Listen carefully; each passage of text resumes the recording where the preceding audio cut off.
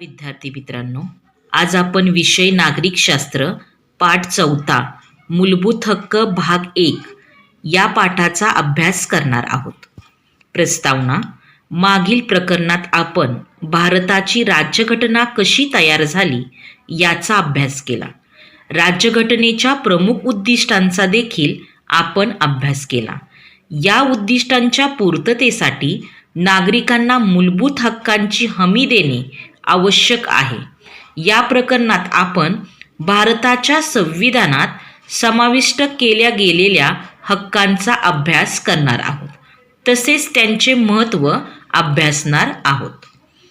या पाठातील अभ्यास घटक आहेत: संविधानात नमूद केलेले आपले हक्क, समानतेचा हक्क, स्वातंत्र्याचा हक्क, शोषणाविरुद्धचा हक्क.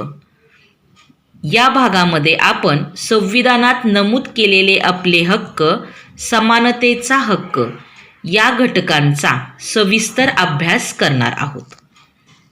पहा, तुमच्यासमोर जे चित्र दिसत आहे त्या चित्रामध्ये शिक्षण हा आमचा हक्क आहे, किमान वेतनाची हमी मिळालीच पाहिजे तो आमचा हक्क आहे, जंगले व वनसंपत्तीवर आमचा हक्क आहे. म्हणजेच वर्तमानपत्रात अथवा अन्यत्र तुम्ही अशा स्वरूपाचे फलक पाहिले असतील. एखाद्या मोर्चात कशाची तरी मागणी केलेली असते व तो त्यांचा हक्क असल्याचे सांगितले जाते. पहा की अजून एक आपल्याला उदाहरण घेता येईल की भारताला स्वातंत्र्य मिळण्यापूर्वी सुद्धा भविष्यात भारताने नागरिकांच्या हक्कांचा आदर केला पाहिजे आणि या हक्कांची हमी मिळाली पाहिजे याबद्दल आपले नेते जागरूक होते. भारत ब्रिटिशांच्या अंमलाखाली असतानाच सर्वपक्षीय समितीचे अध्यक्ष श्री मोतीलाल नेहरू यांनी हक्कांची सनद सरकारने मान्य केली पाहिजे अशी मागणी केली होती. मोतीलाल नेहरूंच्या आधी लोकमान्य टिळकांनी स्वराज्य हा जन्मसिद्ध हक्क म्हणून घोषित केला होता आणि लोकमान्य टिळकांच्याही आधी महात्मा फुले यांनी शिक्षण आणि समता हा मानव प्राण्याचा हक्क मानला होता. यांनी मानवाचे हक्क म्हणून असलेले महत्त्व ओळखले होते. स्वतंत्र भारतातील आपल्या आजच्या हक्कांचे मूळ या विचारांमध्ये सापडते. पहा की आपल्याला जन्मताच हक्क प्राप्त होतात. आपल्याला जन्मताच हक्क प्राप्त होतात. जन्मलेल्या प्रत्येक बालकाला जगण्याचा हक्क असतो. त्याला उत्तम आरोग्य मिळावे म्हणून संपूर्ण समाज आणि शासन हे प्रयत्न करत असते. अन्याय, शोषण, भेदभाव, वंचितता यांपासून जर सर्व व्यक्तींना संरक्षण मिळाले तरच व्यक्ती आपल्यातील गुणांचा आणि कौशल्यांचा विकास करू शकतील. स्वतःच्या आणि संपूर्ण लोकसमूहाच्या विकासासाठी पोषक परिस्थितीची मागणी करणे, त्यासाठी आग्रह धरणे म्हणजे हक्क मागणे होय. हक्क मागणे म्हणजेच काय, तर स्वतःच्या आणि संपूर्ण लोकसमूहाच्या विकासासाठी पोषक परिस्थितीची मागणी करणे, त्यासाठी आग्रह धरणे म्हणजे हक्क मागणे होय.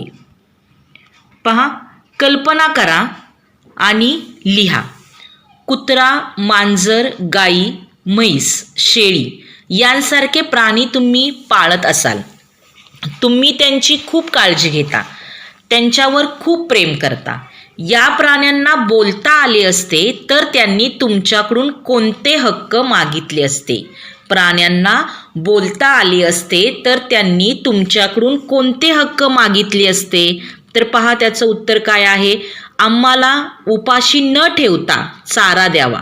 पाळीव प्राण्यांना बोलता आले असते तर माणसाकडे पुढील हक्कांची मागणी केली असती. कोणती हक्कांची मागणी केली असती? तर आम्हाला उपाशी न ठेवता चारा द्यावा, उन्हाळा पावसाळ्यापासून संरक्षण व्हावे म्हणून चांगला गोठा बांधून द्यावा, आमची आणि आमच्या पडसांची कत्तल करण्यासाठी आम्हाला कत्तलखान्यात पाठवू नये, आमच्या पाडसांना पुरेसे दूध दिल्यावरच बाकी दूध तुम्ही घ्यावे, आमच्या तोंडाला फेस येईल एवढे काम आमच्याकडून करवून घेऊ नये. कामात पुरेशी विश्रांती द्यावी. तुम्ही आम्हाला क्रूरतेने वागवू नये. पहा की संविधानाने अशी पोषक परिस्थिती निर्माण करण्यासाठी भारतातील सर्व नागरिकांना समान हक्क दिलेले आहेत. हे हक्क मूलभूत आहेत आणि ते संविधानात नमूद केलेले असल्याने त्यांना कायद्याचा दर्जा आहे. या हक्कांचे पालन सर्वांना बंधनकारक आहे. भारतातील सर्व नागरिकांना समान हक्क दिलेले आहेत आणि हे हक्क काय आहेत तर मूलभूत हक्क आहेत आणि ते संविधानामध्ये नमूद केलेले आहेत आणि संविधानात नमूद केलेले असल्याने त्यांना कायद्याचा दर्जा आहे आणि या हक्कांचे पालन सर्वांना बंधनकारक आहे. पहा मूलभूत हक्क प्रत्येक व्यक्तीला आपल्यातील गुणांचा आणि कौशल्यांचा विकास करण्यासाठी जे घटक आवश्यक असतात त्यांना काय म्हटले गेलेलं आहे तर अधिकार किंवा हक्क असे म्हणतात. आणि अन्याय, शोषण, भेदभाव, वंचितता यांपासून व्यक्तीला संरक्षण मिळाले तरच तिच्या गुणांचा विकास होईल. अशी पोषक परिस्थिती संविधानाद्वारे निर्माण केली जाते आणि संविधानात नमूद केलेल्या या मूलभूत हक्कांना कायद्याचा दर्जा प्राप्त होतो. तुम्हाला याच्यावर प्रश्न येतो, मूलभूत हक्क म्हणजे काय? तर मूलभूत हक्क म्हणजेच काय तर प्रत्येक व्यक्तीला आपल्यातील गुणांचा आणि कौशल्यांचा विकास करण्यासाठी जे घटक आवश्यक असतात त्यांना अधिकार किंवा हक्क असे म्हटले जाते. आणि अन्याय, शोषण, भेदभाव, वंचितता यांपासून व्यक्तीला संरक्षण मिळाले तरच तिच्या गुणांचा विकास होईल. अशी पोषक परिस्थिती संविधानाद्वारे निर्माण केली जाते आणि संविधानात नमूद केलेल्या या मूलभूत हक्कांनाच कायद्याचा दर्जा प्राप्त होतो. पहा संविधानात नमूद केलेले आपले हक्क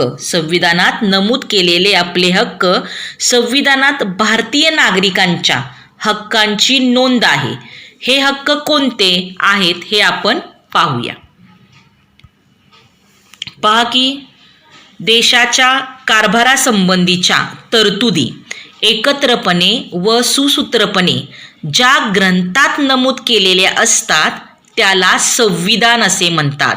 संविधान कशास म्हणतात तर देशाच्या कारभारासंबंधीच्या तरतुदी एकत्रपणे व सुसूत्रपणे ज्या ग्रंथात नमूद केलेल्या असतात त्याला संविधान असे म्हणतात. याचाच अर्थ संविधान म्हणजे देशाच्या राज्यकारभारासंबंधीच्या तरतुदींचा लिखित दस्तऐवज आहे. संविधान म्हणजे देशाच्या राज्यकारभारासंबंधीच्या तरतुदींचा लिखित दस्तऐवज आहे आणि संविधान हा आपल्या देशाचा मूलभूत आणि सर्वश्रेष्ठ कायदा आहे. संविधान हा आपल्या देशाचा मूलभूत आणि सर्वश्रेष्ठ कायदा आहे. पहा समानतेचा अधिकार पहा की लहरीपणे कारभार न करणारी शासन संस्था म्हणजेच काय तर लोकशाही. आणि या लोकशाहीत सरकार कायद्यानुसार काम करते. पण जर नियम फक्त काही लोकांनाच लागू केले आणि इतर काहींचा अपवाद केला तर काय होईल? तसे झाले तर नियम असून सुद्धा ती शासन संस्था लहरीच ठरेल. म्हणूनच सर्वांना सारखे नियम असले पाहिजेत. याला कायद्यासमोर सर्व समानतेचे तत्व म्हणतात. यालाच काय म्हटलं गेलेलं आहे? कायद्यासमोर सर्व समानतेचे तत्व म्हणतात. आणि आपल्या संविधानाने अशी ग्वाही दिली आहे की शासन संस्थेकडून सर्वांना समान वागणूक दिली जाईल. समानता म्हणजे केवळ त्यांच्या लिंग, धर्म किंवा जात इत्यादीनुसार वेगळी वागणूक दिली जाणार नाही. आणि समानतेचा हक्क म्हणजे सर्वांना सारख्या संधी मिळतील. आणि समाजात अनेक प्रकारच्या विषमता आहेत हे लक्षात ठेवले पाहिजे आणि या विषमता दूर करणे हे आपल्या संविधानाचे उद्दिष्ट आहे. समानतेचा हक्क म्हणजे सर्वांना सारख्या समान संधी. पहा, समानतेचा हक्क. समानतेच्या हक्कानुसार राज्याला भारतीय नागरिकांमध्ये उच्च नीच, श्रेष्ठ कनिष्ठ, स्त्री पुरुष असा भेद करून कोणालाच वेगळी वागणूक देता येत नाही. आणि कायदा सर्वांसाठी काय आहे तर सारखाच असतो. कायदा हा सर्वांसाठी सारखाच असतो. अनेक कायदे असे असतात की जे आपल्याला संरक्षण देतात. उदाहरणार्थ, विना चौकशी अटक करण्यापासून आपल्याला संरक्षण असते. असे संरक्षण देतानाही शासनाला भेदभाव करता येत नाही. समानतेच्या हक्कात आणखी कोणत्या बाबी येतात तर सरकारी नोकऱ्या देताना शासनाला जात, धर्म, लिंग, जन्मस्थान यांवर आधारित भेदभाव करता येत नाही. सरकारी नोकऱ्या देताना शासनाला जात, धर्म, लिंग, जन्मस्थान यांवर आधारित भेदभाव करता येत नाही. आपल्या देशातील अस्पृश्यता पाळण्याच्या अमानवी प्रथेला कायद्याने नष्ट करण्यात आले आहे.